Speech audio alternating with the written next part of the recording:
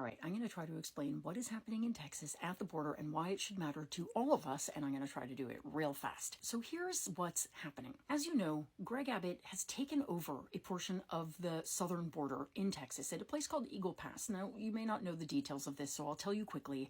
It is a 29-mile stretch of the river that Customs and Border Patrol typically patrols very heavily because it's where a lot of migrants cross. A little while back, Texas State Police and the Texas National Guard sort of took over a park that was there, 47-acre park, and also that stretch of river.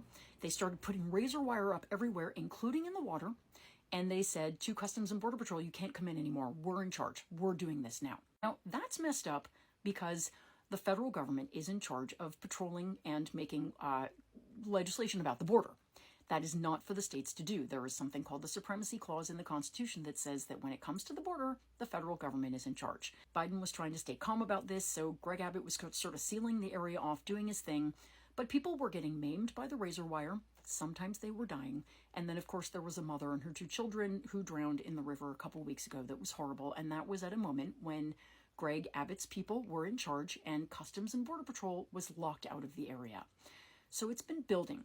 The other thing that happened is that the Biden administration had gone in to take out some of the razor wire in the water because they were saying, we don't want this policy and we're in charge. Greg Abbott sued them to say that he wanted to put it back. And the case went back and forth a few times, but it ended up recently in the Supreme Court. And the Supreme Court finally ruled that no, the federal government has supremacy. If they want to take that wire out, they can. So Greg Abbott said, okay, well, fine, you're ruling that they can take it out, but you didn't tell me that I can't put it back in.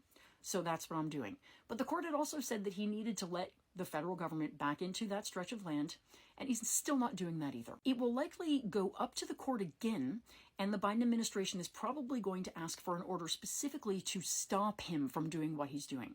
And at that point, he has indicated that he will still ignore them. And 25 Republican senators have expressed support for this, as has Chip Roy and a bunch of other Republican Congress members. They have said, if the Supreme Court is wrong, ignore them. Now, setting aside how much every woman in the country would love to abide by that advice, we live in a system of laws and we have 3 branches of the government. And if you just say, like, we're going to start ignoring one of them, we're really in a lot of trouble. That's why you hear the word crisis being used a lot, let alone that a lot of the language that Greg Abbott is using and other Republicans are using is extremely reminiscent of the Civil War and what Confederate states were saying right before that war started. So that's sort of the crisis part, but I want you to put it in context with what is happening in the rest of the country, and particularly in Congress. Right now, Congress has before it a comprehensive immigration package, and P.S., Congress hasn't passed comprehensive immigration reform since 1986. That's how long it's been. That's why we are in the mess that we're in. And most of the times that it has been attempted, it has been Republicans who have sabotaged that process. Go ahead and look it up. I just don't believe me.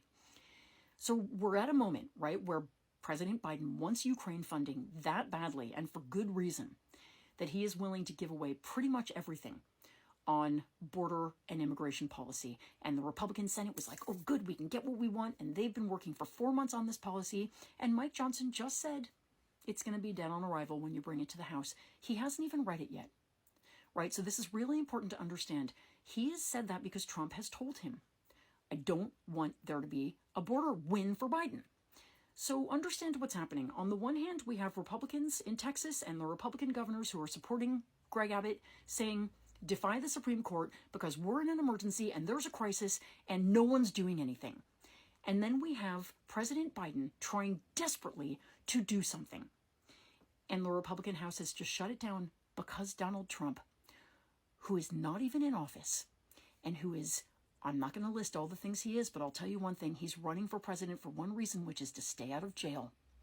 But he is telling the House and now the Senate not to pass any more laws of any kind that might make Democrats look good.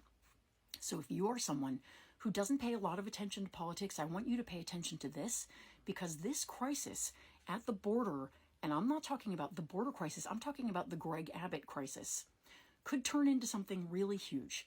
Because if one of the parties in our country just decides to stop abiding by Supreme Court rulings while also refusing to legislate, we have hit a dead end. And at that point, I would advise you to vote only for Democrats. They're not perfect, but they want to solve things.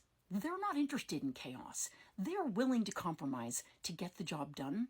The other side, they just want to tear it all down, friends. And the one thing they definitely don't want to do is solve the situation at the border. So tell a friend.